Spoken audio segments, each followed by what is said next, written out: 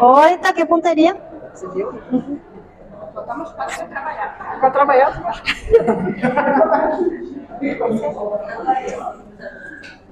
Bueno.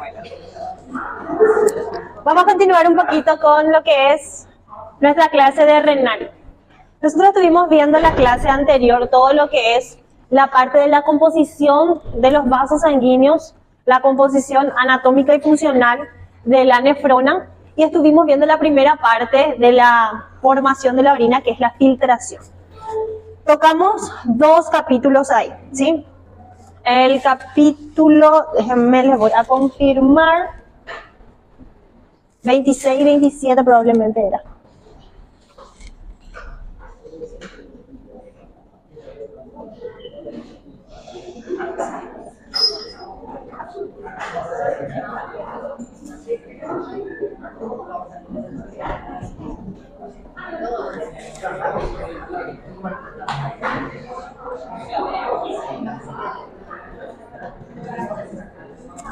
Sí.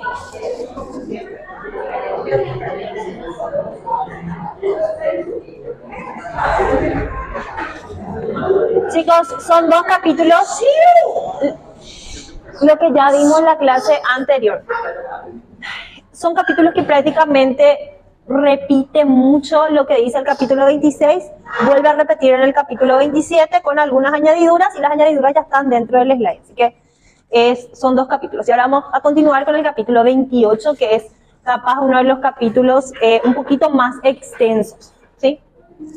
Hoy vamos a ver ya la segunda parte de la formación de la orina, que es la reabsorción y la secreción, ¿sí? Entonces, haciendo como un pequeño repaso, dentro de lo que es la arteriola aferente llega un gran flujo sanguíneo. Este flujo sanguíneo, que depende, ya vimos, de sustancias vasoactivas y vasoconstrictoras, que lo que llega, el flujo que llega por la arteria aferente, filtra a nivel de la cápsula de Bowman, y ese líquido y los solutos van a nivel de los túbulos contorneados proximales. Entonces, en la cápsula de Bowman ocurre la filtración y lo restante va hacia la arteriola eferente, y esta arteriola eferente es la que hace o queda alrededor de los demás túbulos, formando después los capilares peritubulares o los vasos peritubulares. Recuerden que los capilares a nivel de la cápsula de Bowman son meramente arteriales, y los capilares que están alrededor de los túbulos van a ser arteriovenosos, ¿sí? ¿Por qué? Porque después lo que se secreta, ¿sí? Lo que se secreta va a ir al túbulo, y lo que se reabsorbe va a ir hacia la vena, o sea, hacia las venas, a los afluentes de la vena renal, ¿sí? Entonces, tenemos partes, ¿sí? Tenemos partes donde primero tenemos todo lo que es el túbulo contorneado proximal, el asa de Henle, que tiene 3 partes, una rama descendente, una rama ascendente que tiene una porción fina y una porción gruesa, luego el túbulo contorneado distal, aquí el túbulo conector, y luego vamos a ir a lo que es el conducto colector, que es el lugar por donde ya va a excretarse la orina hacia los cálices, ¿sí? ¿Qué es lo importante a este nivel? ¿Qué solutos y qué solventes van a sufrir de secreción y cuáles van a sufrir de reabsorción? Eso capaz es lo que sea un poquito más el tema a profundidad de esto, ¿sí? Entonces, para que haya la excreción de orina, nosotros tenemos que ver qué factores se filtraron, cuántos de ellos se reabsorbieron y cuáles fueron los secretados. Entonces, le sumamos la filtración menos lo que se reabsorbe más lo que se secreta, y esa es la cantidad de excreción total, ¿sí?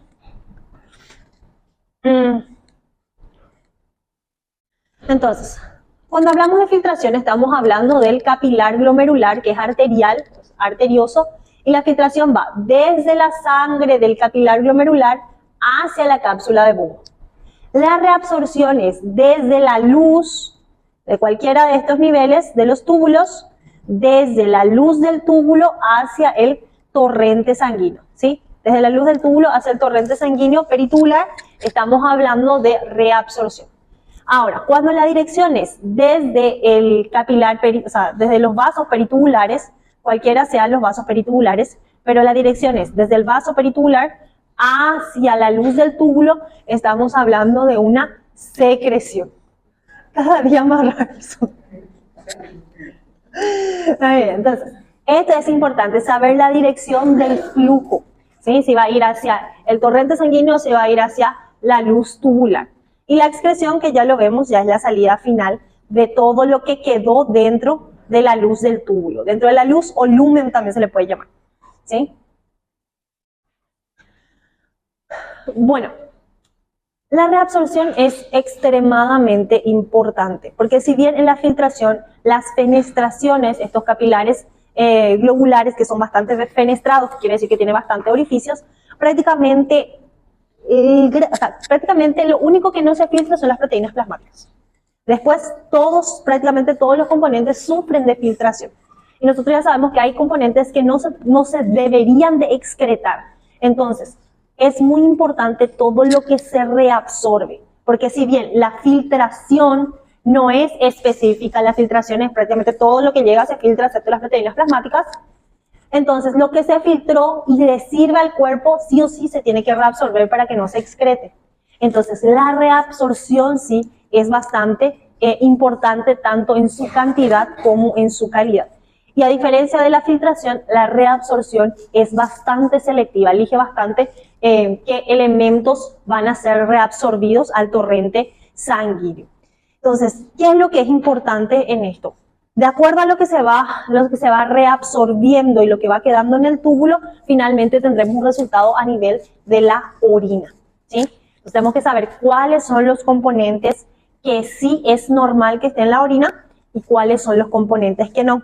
Porque al saber cuáles son los componentes que no deberían estar fisiológicamente en la orina, nos ayuda a reconocer los elementos patológicos, ¿sí? Eso es lo que quiero que diferencien en el momento de estudiar, ¿sí?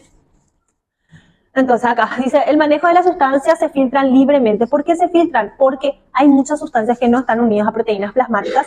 Como las proteínas plasmáticas no se deben de filtrar, aquellos elementos que están unidos a proteína plasmática, por ende tampoco se pueden filtrar. Se filtran solamente los elementos que están libres en el flujo sanguíneo renal. A eso sí se filtra, ¿sí?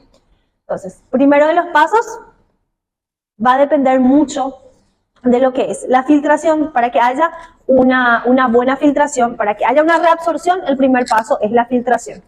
Creo que no se ve tanto.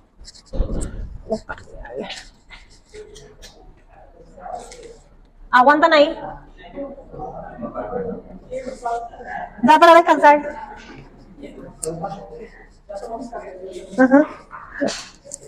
Bueno.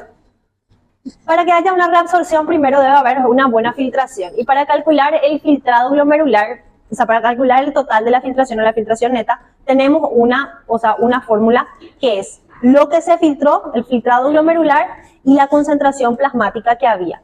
Es muy importante que haya este equilibrio entre la presión hidrostática, que es la parte líquida, y la presión coloidosmótica, que es la parte de los solutos, ¿sí? Una de las principales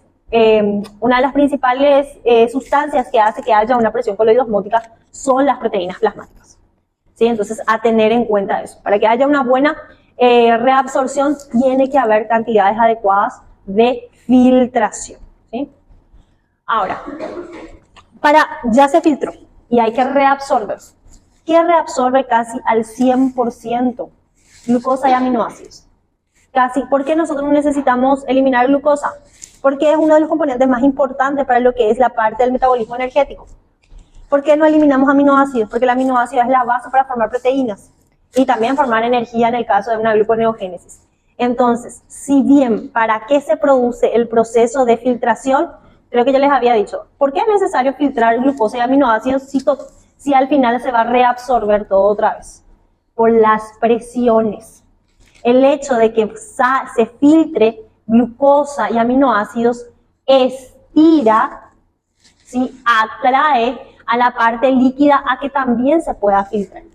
Entonces es como una especie de atracción el hecho de que la glucosa y los aminoácidos se filtren y con eso atrae agua. Una vez que conseguimos que el agua esté dentro del túbulo, entonces la glucosa y los aminoácidos que se filtraron van a poder reabsorberse porque ya cumplieron su función de atraer el agua, ¿sí? Por eso es que al final se tiene que reabsorber. Se filtra y al final se reabsorbe, ¿sí? Ahora, de forma variada, de acuerdo a la necesidad del cuerpo, la cantidad de iones como el sodio, el potasio, el cloruro, el bicarbonato se reabsorbe también, pero todo depende de cómo está la necesidad del cuerpo. Hay veces que vamos a necesitar absorber más sodio, hay veces que vamos a necesitar eliminar más potasio o reabsorber más potasio. Entonces, entre el sodio y el potasio, sus cantidades de reabsorción son bastante variables. La urea también un poquito se reabsorbe, pero lo que casi no se reabsorbe prácticamente para nada es la creatinina. Entonces, altos niveles de urea y creatinina, como no se reabsorbe el torrente sanguíneo, van a aparecer en orina por la excreción, ¿sí? Entonces, esto es importante. Todo lo que sea metabolismo de desecho, que ya vimos, urea, creatinina, ácido úrico, no tienen grandes capacidades de reabsorción, por lo cual aparecen bastante en orina, ¿sí? Pero igual tiene que estar por más que sea bastante su aparición en orina, tiene que estar dentro del rango fisiológico. El hecho que esté presente en orina, ok, pero esté presente en orina en cantidades muy elevadas, entonces igual hay un trastorno, ¿sí?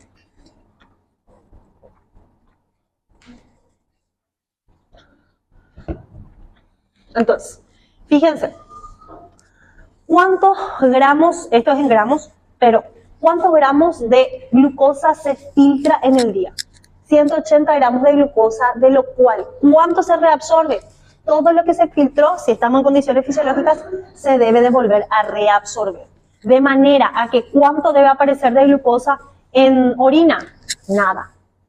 A no ser que nuestro paciente esté con una hiperglicemia, lo cual va a hacer que aparezca una glucosuria si hay alguna lesión del vaso sanguíneo.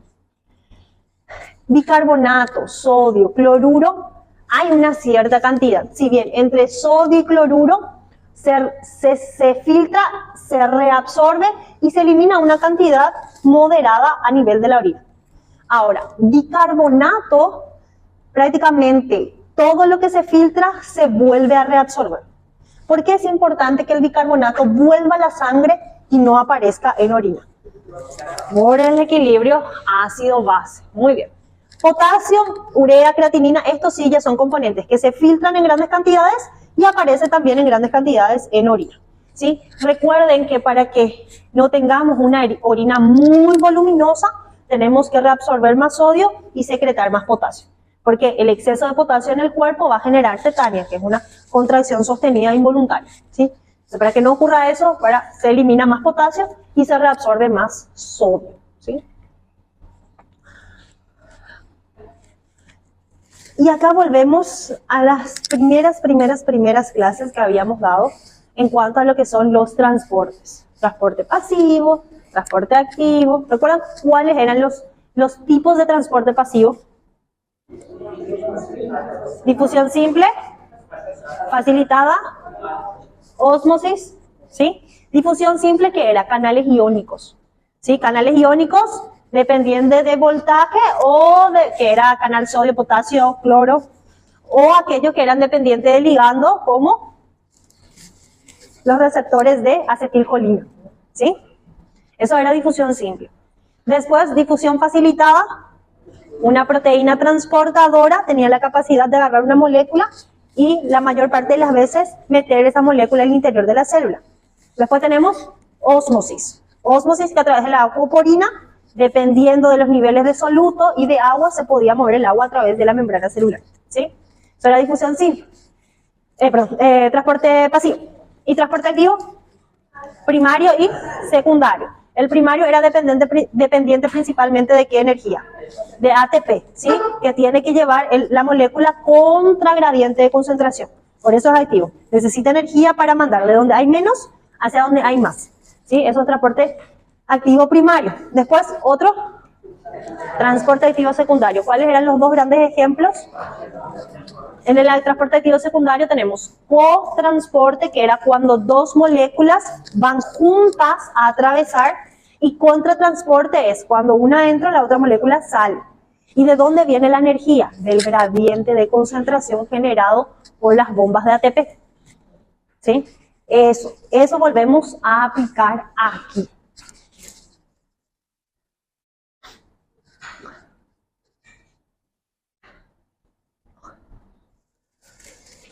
Fíjense, este ya es el capilar peritubular, es decir, los que están alrededor, estos vasos que están alrededor de los túbulos. Nosotros vamos a cortar prácticamente esta porción que es túbulo, espacio intersticial, capilar peritubular, y le vamos a dar un zoom. ¿Sí? Acá le dimos un zoom. Entonces, aquí tenemos la célula tubular. Acá es la luz del túbulo, la célula, el espacio intersticial y el capilar peritubular. Es decir, que una sustancia que fue filtrada llega a la luz del túbulo y tiene que pasar por 3 membranas. La primera membrana que tiene que atravesar es la membrana apical del túbulo. Luego se mete dentro de la célula del túbulo y luego tiene que atravesar la membrana basal o vasolateral del túbulo. Es decir, esta parte sería esta, la que mira hacia la luz. Acá más o menos estaría la membrana apical y aquí estaría la membrana basal. Luego atraviesa el espacio intersticial y luego tiene que atravesar la membrana de lo que son las células que forman el vaso sanguíneo, ¿sí? Entonces, son varias membranas las que tienen que atravesar. Si vamos a los solutos son grandes. Tienen que pasar a través de las varias membranas, o puede que a eso se le llama vía transcelular, que sería a través de la célula, o puede ser que el soluto también pase en el espacio que hay entre una célula tubular y otra. A eso le llamamos la vía paracelular. ¿Sí? La transcelular es a través de la célula y la paracelular es el espacio que queda entre una célula tubular y otra, y ahí puede llegar a pasar algunos solutos que son pequeñitos. ¿Sí? Recuerden que acá tenemos espacio extracelular, espacio intracelular, espacio extracelular, espacio extracelular. Todo lo que está dentro de la célula nada más se considera espacio intracelular. ¿Por qué volvemos a esto? Para recordar y tener en cuenta el gradiente de concentración. Hacia dónde van a haber más sodio, hacia dónde va a haber más potasio, hacia dónde va a haber más bicarbonato. ¿Sí? Para tener en cuenta eso. Entonces,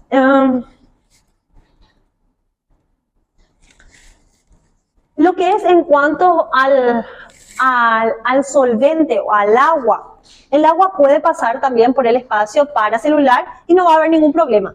¿Por qué? Porque todo es espacio extracelular.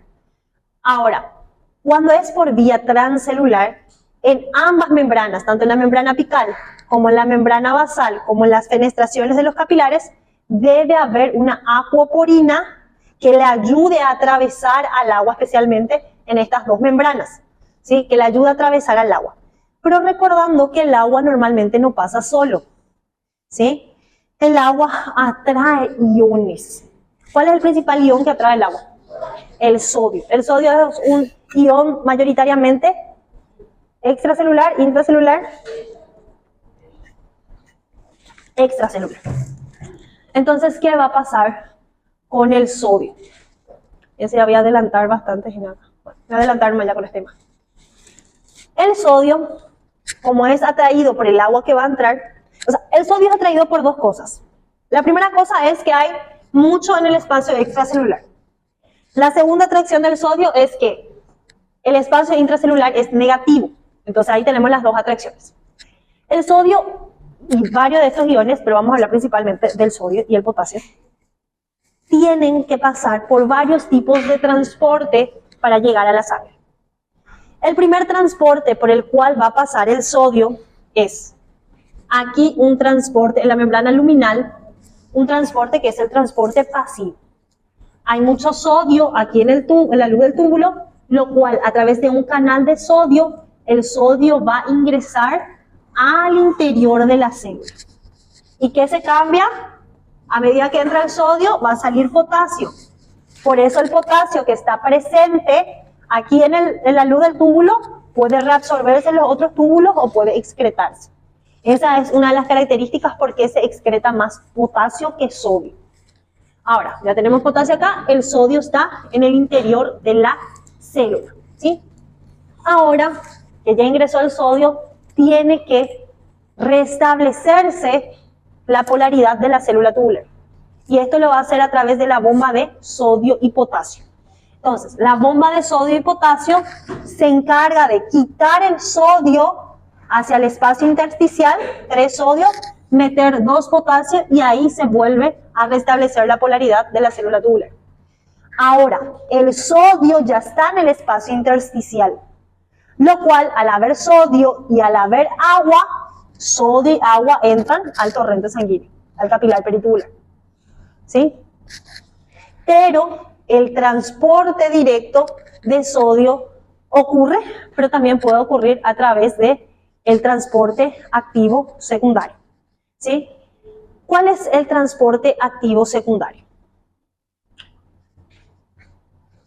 Fíjense que acá filtramos sodio, pero recuerden que también se filtra glucosa y aminoácidos. Entonces, hay un mecanismo de transporte activo secundario que es el cotransporte de sodio y glucosa y de sodio y aminoácidos. Entonces, otra forma por la cual va a ingresar el sodio al interior de la célula es que acá la bomba de sodio y potasio quitó 3 sodios, metió 2 potasios. Esta bomba de ATP dejó energía que va a agarrar el sodio y la glucosa, el sodio y el aminoácido, y esa energía remanente de la bomba de ATPasa más el gradiente de concentración ayuda a que el sodio y el potasio también puedan ingresar, el sodio y el potasio, el sodio y la glucosa, el sodio y el aminoácido también puedan ingresar juntos, ¿sí?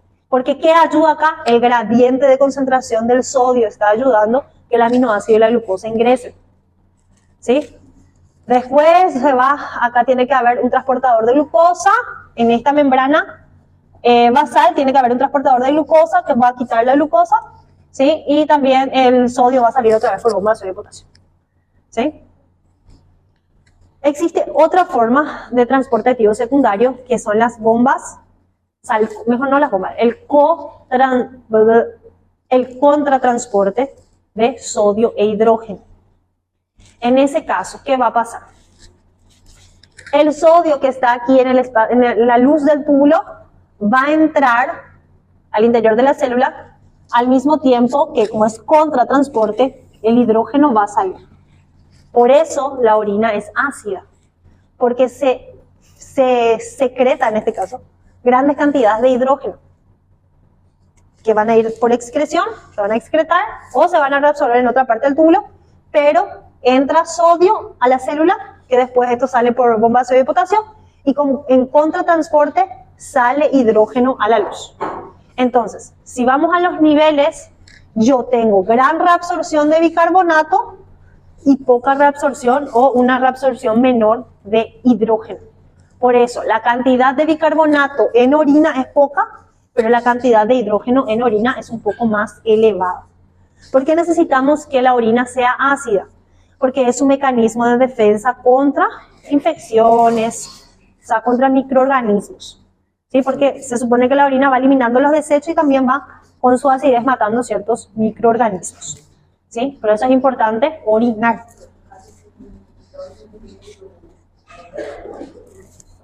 ¿Mm?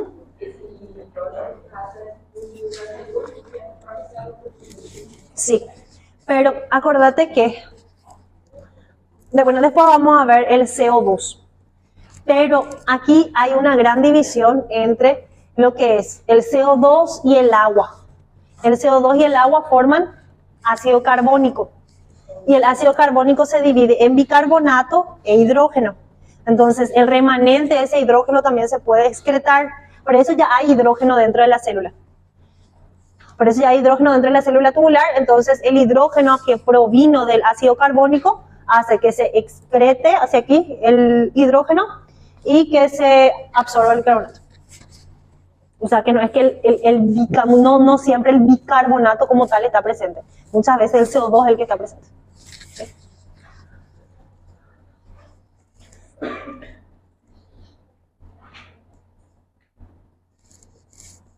Bueno, ¿qué otros ejemplos de transporte activo primario vamos a tener a nivel del riñón?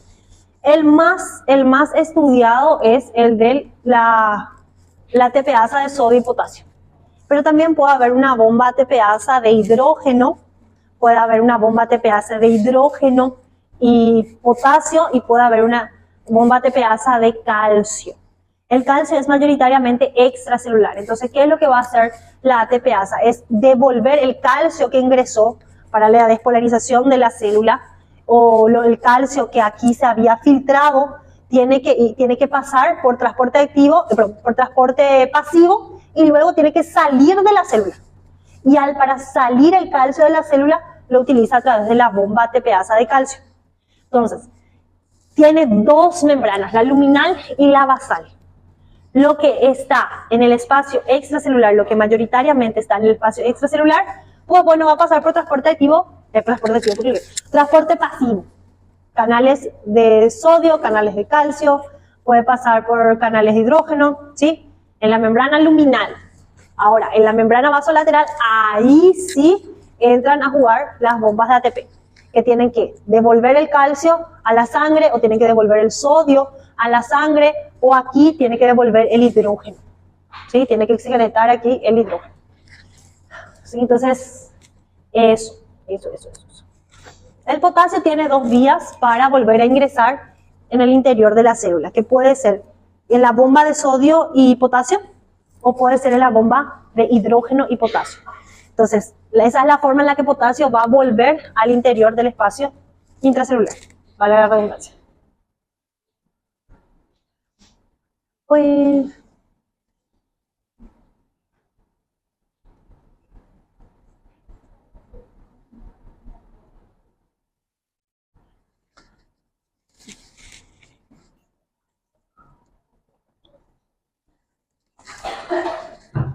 hay una estructura importante dentro de lo que son, especialmente ya los epitelios del túbulo, un poquito más, de proximal, un poquito más hacia abajo. Hay esto que se llama bordes en cepillo. ¿Qué quiere decir los bordes en cepillo? Los bordes en cepillo que están ubicados hacia la luz del túbulo, es decir, hacia la membrana tubular, mejor dicho, hacia la membrana luminal. Esto primero aumenta la capacidad de espacio para reabsorber. Primer punto. Segundo punto, tiene una alta negatividad, lo cual a los iones que son positivos lo va a atraer. Tercer punto, tiene los canales, además de ser negativo, tiene estos canales de sodio, tiene el canal de calcio, tiene transportadores de glucosa, de aminoácidos, los cuales pueden agarrar de la luz del túbulo, pasar hacia el interior de la célula tubular y luego pasar al espacio intersticial. Sí, eso también es una característica importante. Ahora, dentro de lo que es aquí el espacio del líquido intersticial entre la célula tubular y el capilar peritubular, aquí va a actuar un proceso de ultrafiltrado. ¿Qué es? Ya la primera filtración ya ocurrió en la cápsula de Bowman, ¿sí? Esta es la primera filtración. Luego, este espacio donde del túbulo hacia la sangre pasan a través del espacio intersticial, a ese proceso se le llama ultrafiltrado. ¿Sí? Es como que una refiltración de la sangre, reabsorbiendo aquello que sí va a ser útil para el cuerpo. Entonces, ¿qué es lo que quiero que tomen en cuenta? Los tipos de transporte que hay en cada membrana. En la membrana luminal, el transporte más importante es el transporte pasivo. En la membrana basal, el transporte más importante es el transporte activo. Y aquí, en el del espacio intersticial hacia el torrente sanguíneo, depende de las concentraciones y de las presiones. De las dos presiones. Presión hidrostática, que es del agua, y presión coloidosmótica, que es de los solutos. ¿Sí? Se vuelvo a repetir. Lo más llamativo en la membrana luminal, transporte pasivo, en la membrana basal, transporte activo, y aquí en el espacio intersticial, las presiones hidrostáticas y coloidosmóticas. ¿Sí?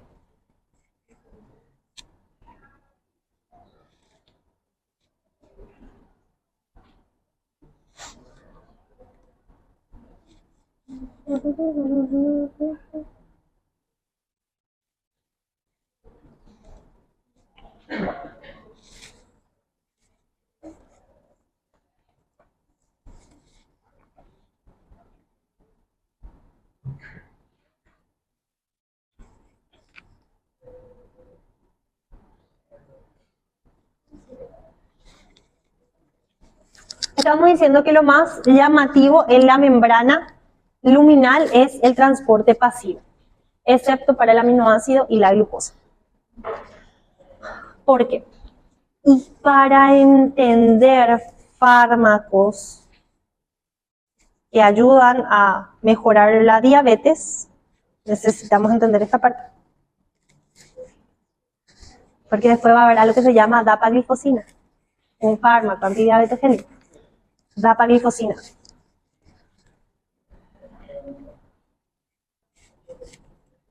Renal es la base para entender, obviamente, fármacos de patologías renales, pero también entender la parte farmacológica de aquellos fármacos que van a ayudar en patologías cardíacas, en patologías vasculares y en patologías diabéticas y en patologías renales. Sí, fuerza, fuerza. Exactamente. Eso es. Bueno.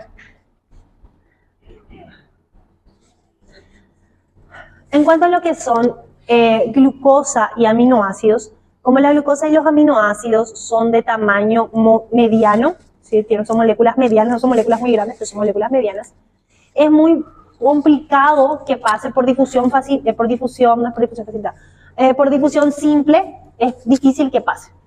Demás componentes como iones, agua, sí es difusión simple. Ahora, glucosa y aminoácidos, dado a su tamaño, necesitan ir o por cotransporte o por transporte facilitado. Esas son las dos formas en que el aminoácido y la glucosa van a poder atravesar las distintas membranas. En cuanto a lo que es la membrana luminal. En la membrana luminal vamos a tener el cotransporte de sodio y glucosa o sodio y aminoácido. ¿Qué es lo que va a ayudar? Va a ayudar a poder transportar o transportar desde la luz hacia la célula gran parte de los aminoácidos y gran parte de la glucosa a través de estos sin transportadores de glucosa tipo 1 y tipo 2. ¿Dónde vamos a encontrar esto? Vamos a encontrar acá lo dice, en el borde del cepillo, especialmente de los túbulos proximales. Es decir, que apenas al salir del filtrado, en este borde, en este túbulo proximal, ya se va a reabsorber importantes cantidades de glucosa y aminoácidos. Entonces, ¿dónde vamos a encontrar estos sin portadores que son un método de cotransporte? Ya lo vamos a encontrar aquí. Entonces, como yo tengo grandes cantidades de sodio que fue filtrado y grandes cantidades, vamos a poner ahora de ejemplo la glucosa, el hecho de que va a ingresar el sodio ayuda también a que entre la glucosa, ¿sí? Pero la idea no es que la glucosa quede en la célula tubular, la idea es que la glucosa vaya al torrente sanguíneo y el sodio también. Entonces, en esta membrana basal, ahí vamos a tener lo que son, lo que son la difusión facilitada. Es decir, en este caso la proteína transportadora va a ayudar a que la glucosa pueda salir y el sodio va a salir por su bomba de sodio y potasio. Y ahí conseguimos que la glucosa vuelva al torrente sanguíneo. ¿Sí?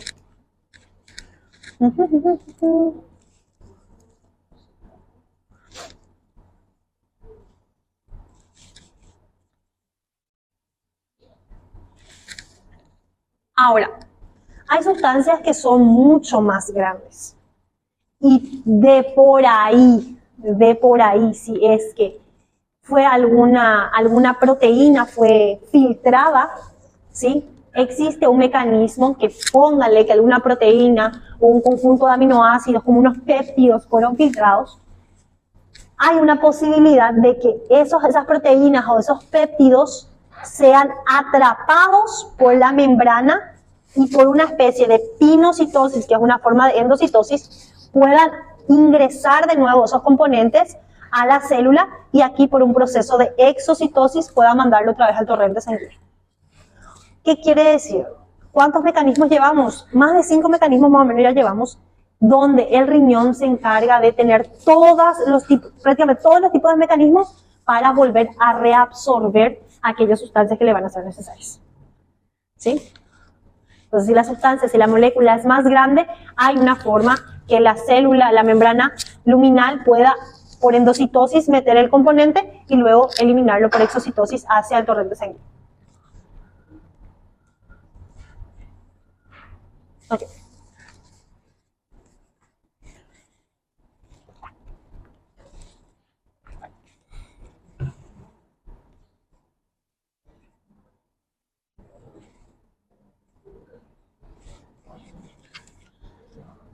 Hay algo que se llama transporte máximo. Hay algunas sustancias que van a presentar este transporte máximo y hay sustancias que no. ¿Qué quiere decir el transporte máximo? Es la máxima capacidad que tiene la célula para transportar. Si supera esa capacidad, ya no va a poder ser reabsorbido y por ende va a aparecer en orina. Entonces, hay sustancias como la glucosa que tiene un límite máximo de poder reabsorber. ¿Sí? Vamos a poner un ejemplo. La glucosa, ¿cuánto era? 180 vimos, ¿verdad? 180 era. Bueno, su capacidad de filtración es 180 gramos al día. Pero pónganle que en la sangre hay en el día 300 gramos de glucosa. ¿Qué quiere decir? Que de esos 300 gramos de glucosa que hay en sangre, que es muchísimo, estoy exagerándole 300 gramos, pero en el día estamos hablando, 180 nomás su capacidad de poder reabsorber. ¿Cuánto sobra? 300 menos 180, 120. ¿Qué va a pasar con los otros 120? Va a salir por orina. Ahí tiene la glucosuria, ¿sí? Hay ciertas moléculas o ciertos componentes que tienen tipo un límite, una capacidad límite para reabsorberse. Si hay más en sangre de la capacidad de reabsorción que puede tener esa molécula, entonces lo que sobra se va a filtrar y va a ir por orina. ¿Sí? Ahora, hay moléculas que no tienen esa capacidad máxima.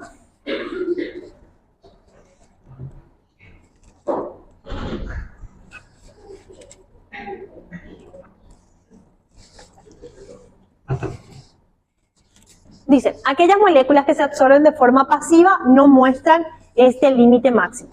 ¿Cuáles eran las sustancias? Entonces, cuando hay un solo riñón, la capacidad, o sea, la nefrona no aumenta la cantidad de nefrona, pero sí el tamaño. Entonces, aumenta como que la membrana, el tamaño de la membrana, produce más proteínas que lo van a meter en la membrana y ahí trata de compensar la falta del otro riñón. Pero ¿qué va a pasar? Al haber un solo riñón, al principio va a querer compensar, pero después si es demasiado esfuerzo lo que hace ese riñón, entonces igual se va a descomponer el otro lado, igual va a entrar en patología el otro lado. Al principio todo el cuerpo así, al inicio intenta compensar mientras se resuelve la causa. Si no resolves la causa, va a pasar de compensación a descompensación. Por eso el paciente igual más, no hace falta que se haya extirpado uno de los riñones. Con que uno de los riñones tenga insuficiencia ya es suficiente. No voy a usar esa palabra. Con que uno de los riñones tenga insuficiencia, ya hay que tener cuidado.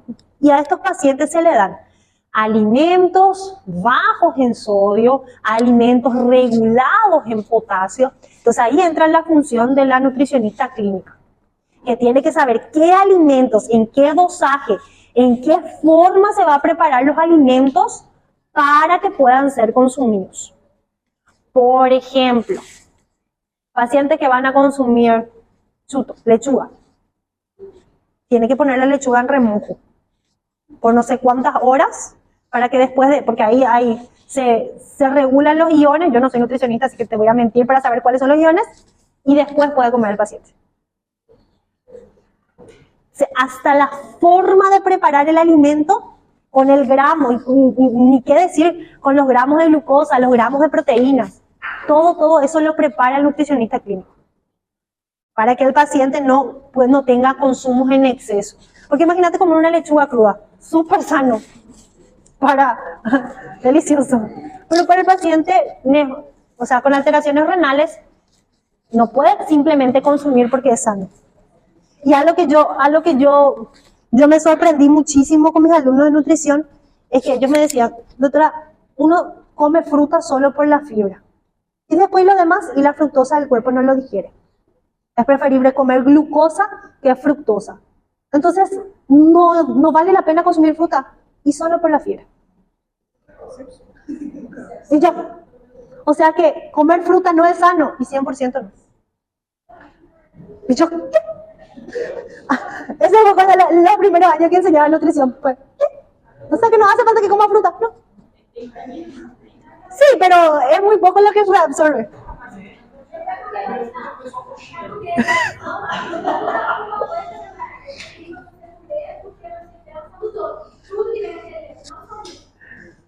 Pero fue así, algo que yo sí me quedé, ¿cómo que qué? Entonces, por eso es que hasta la fruta te pone cuántos gramos tenés que comer al día. Y de acuerdo al tipo de fruta y los picos glicémicos, los picos insulínicos que hace, también. O sea, ¿y nosotros qué hacemos? Comemos nomás. Peor todavía, lo transformamos en jugo. Y ahí las únicas cosas que tenía, minerales, vitaminas y fibra que tenía de bueno la fruta, con el jugo lo matamos. Sí, vaya bien. Éxitos, que les vaya bien.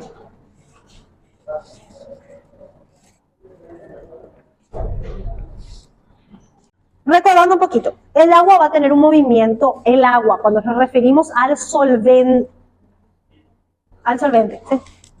El agua va a querer irse de una región de mayor concentración de agua hacia una región de menor concentración de agua. Si nos referimos al solvente. Si nos referimos al soluto, el agua se va a querer mover desde una concentración baja de solutos hacia una concentración alta de solutos. Para mí recordar este término de ósmosis y cuál era de mayor concentración, si de acá, de allá, de acá, era muy complicado, o al menos difícil era de recordar. Entonces, mi técnica, a mí me servía cuando era estudiante, era entender que el agua quería separar las moléculas.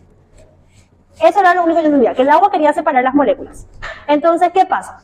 Si esto está muy concentrado de solutos, el agua va a querer separar en soluto, entonces el agua va a ir hacia donde hay más soluto. De donde hay más agua, hacia donde hay más soluto. Y a mí me servía en el examen. Espero que ustedes saben. ¿Sí? Porque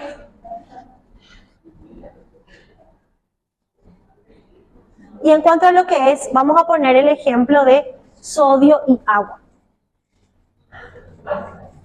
Aquí hay grandes concentraciones, si bien ¿por qué se absorbe el agua hacia el torrente sanguíneo? ¿Por qué tiene que ir sodio hacia el torrente sanguíneo? Si bien el sodio estira el agua, pero ¿qué acá quedó? Quedó proteínas. Y las proteínas también estiran al agua. Es decir, si yo tengo concentraciones adecuadas o inclusive altas de proteínas plasmáticas, eso va a permitir que entre agua y quede dentro del torrente sanguíneo. Ahora, si yo tengo concentraciones bajas de proteínas plasmáticas y de otros solutos, pero vamos a fijarnos en las proteínas plasmáticas, pónganle que hubo una lesión a nivel del capilar glomerular y aquí se perdió proteínas. ¿Qué quiere decir? Que van a quedar pocas proteínas en la sangre, muchas proteínas en la luz del túbulo, entonces las proteínas van a arrastrar el agua. Y va a ser una orina voluminosa, ¿sí? Un aumento en el volumen urinario. ¿Y qué se va a quedar con poca agua y con pocas proteínas? El torrente sanguíneo. ¿Por qué? Porque acá está habiendo una proteinuria. ¿Sí? Y la proteinuria puede generar una bajada de presión arterial importante. ¿Sí? Está. Estoy tratando de hacer lo más resumido posible, Ignacio.